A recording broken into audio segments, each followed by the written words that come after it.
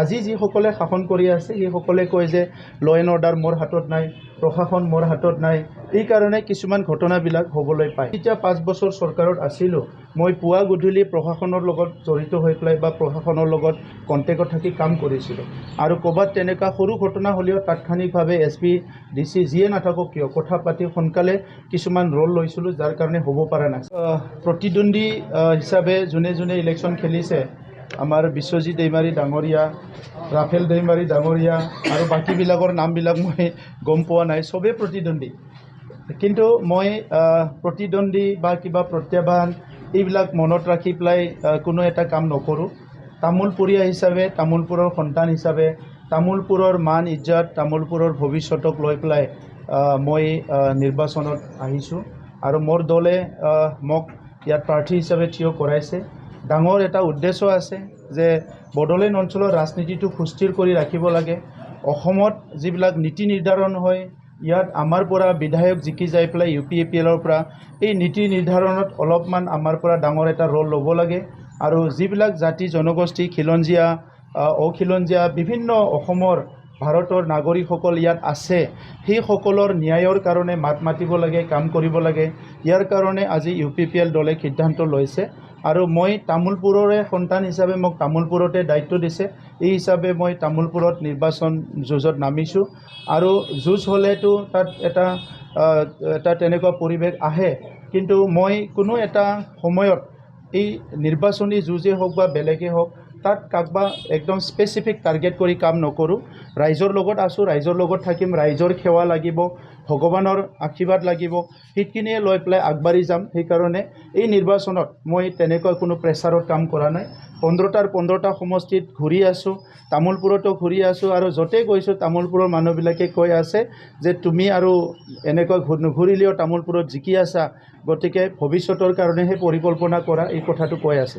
Active হৈ নাথাকে। কোকৰাঝাৰত তেনেকুৱা ছিটুৱেশ্যনবিলাক বহুত চেঞ্চিটিভ হয়। আমি যেতিয়া 5 বছৰ চৰকাৰত আছিলোঁ, মই পুৱা গধূলি প্ৰশাসনৰ লগত জড়িত হৈ পেলাই বা প্ৰশাসনৰ লগত কণ্টেক্টত থাকি কাম কৰিছিলোঁ। আৰু ক'ৰবাত তেনেকুৱা সৰু ঘটনা হ'লেও তাৎক্ষণিকভাৱে SP DC যিয়ে নাথাকক কিয় কথা পাতি সোনকালে কিছুমান ৰোল লৈছিলোঁ, যাৰ কাৰণে হ'ব পৰা নাছিলে। আজি যিসকলে শাসন কৰি আছে সেইসকলে কয় যে ল এণ্ড অৰ্ডাৰ মোৰ হাতত নাই, প্ৰশাসন মোৰ হাতত নাই। এই কাৰণে কিছুমান ঘটনাবিলাক হ'বলৈ পায়। তো যিয়ে নহওক, এনেকুৱা ঘটনাবিলাক নহওক, মই ইয়াৰ কাৰণে অনুৰোধ কৰিম চবকো সংযম হৈ থাকিব লাগে। আৰু আজি অসম এছেম্বলি ইলেকশ্যন আহি আছে, এইটো গণতন্ত্ৰৰ এটা সৰ্বোচ্চ উৎসৱ। এই উৎসৱৰ সময়ত আমি এটা পৰিৱেশটো ভাল কৰি ৰাখিব লাগে। আপুনি MCLA হোৱাৰ লগতে ৰাজ্যসভাত চাওক, কটাক্ষ কৰিবলৈ বেলেগ কথা নাই কাৰণে এইবিলাকে কটাক্ষ কৰে। এইটোতো নিজৰ নিজৰ দলৰ সিদ্ধান্ত। এতিয়া UPPL এই সিদ্ধান্ত লৈছে, নিৰ্বাচনৰ পিছত সিদ্ধান্ত ল'ব, মই MCLA হ'ম না, MP হ'ম না, MLA হ'ম। আজি দলৰ সিদ্ধান্ত চবচে প্ৰায়ৰিটি। তামোলপুৰৰ স্বাৰ্থ আছে, সেইকাৰণে চবে কৈছে যে নিৰ্বাচন খেলিব লাগে, নিৰ্বাচন খেলিছোঁ। আৰু ইয়াৰ বাহিৰে বেলেগ ইছ্যু কওক, তামোলপুৰত কি কাম কৰিব, আগতে কি কৰিছিল, এইবিলাক কথা কওক। উপযুক্ত নেতাৰ অভাৱত খেলা বুলি চাওক, তেখেতসকলে ক'লা বগা ৰঙা যি কৈ থাকিব, এইটো তেখেতসকলৰ কথা। তেখেতসকলৰ উপযুক্ত নেতা কেইজন আছে? আজি আমি নাম ধৰি ক'ব লাগিলে এনেকুৱা নেতাবিলাকক দিছে যিসকলে পাব্লিক ৰিপ্ৰেজেণ্টেটিভ হোৱাৰ কোনো গুণে নাই। তেনেকুৱা কিছুমান মানুহকো দিছে যিসকলে সমাজত অলৰেডি প্ৰদূষণ দিছে, প্ৰদূষিত কৰিছে সমাজখন। তেনেকুৱা মানুহবিলাকো আছে। তো সেইবিলাকতো আমি ক'বলৈ যোৱা নাই। মুখ্যমন্ত্ৰীয়ে যথেষ্টখিনি কাম কৰিছে BTC।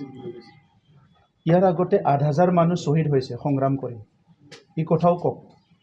কোনো একো যাচি দিয়া নাই। 8,000 মানুহ শ্বহীদ হৈ পেলাই 3টাকৈ চুক্তি হৈছে, শান্তি আহিছে।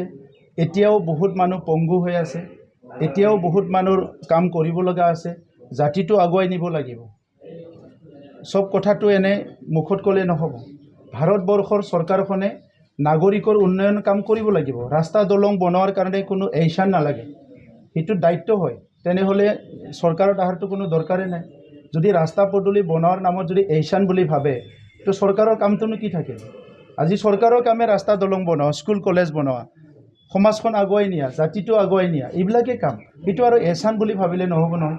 70 বছৰ স্বাধীনতাৰ পিছত যিমান হ'ব লাগিছিলে ইমান হোৱা নাই, এই কথাটোহে আলোচনা কৰিব লাগে।